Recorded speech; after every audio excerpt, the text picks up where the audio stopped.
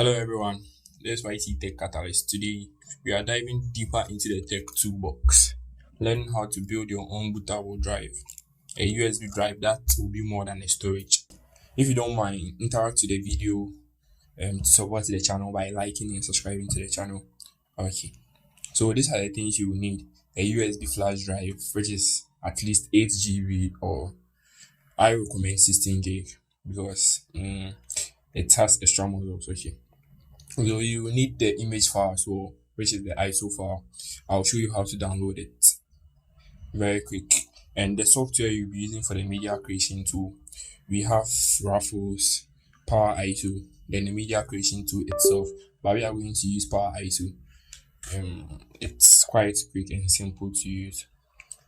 So now you will download the image file from Microsoft. So you open your browser and search for media creation tool, Microsoft's media creation tool. As so when it pops up, we are doing that for Windows 11. So just scroll down a little bit to find Windows 11 here. Then you see when the page loads, it's the media creation tool we get. That's for Windows 11 installation assistant, then the media creation tool. But you don't need that, you just need the image file. So we scroll down a little bit, that is it. So you download the media creation file, which in my case I won't download because I have the image file already. The link of the website is also in the description, you can check it out. So you plug in your USB flash drive, then open your Power ISO. So when the Power ISO loads up, then you click on tools at the top left corner. So you see tools. When you click on it, it expands. Then you select USB tools, then create a bootable drive. Okay. So click on OK. So what we gotta do next is wait for it to load up.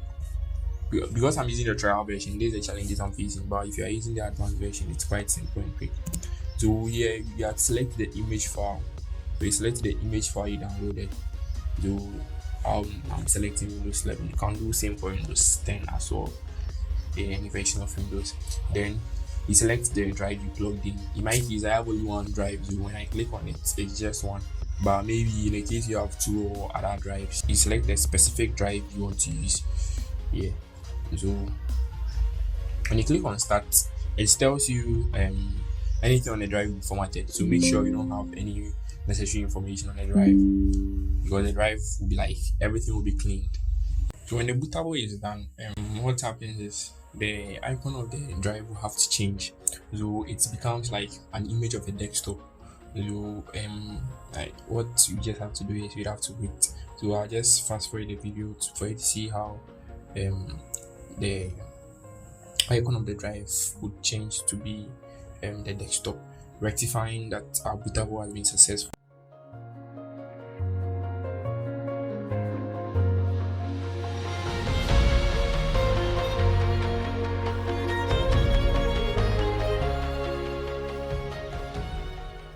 So what you do here is you just click on OK, then open our file manager to confirm whether the icon has really changed. Okay, so the icon is still the same, don't worry. If you refresh and it still hasn't changed, you just unplug the drive, then put it back as set up down. So easy. Yeah, that's it. So thank you for staying with me up to this point, and I know it. If the video really helped you, click on the like button to support the channel, as I said earlier.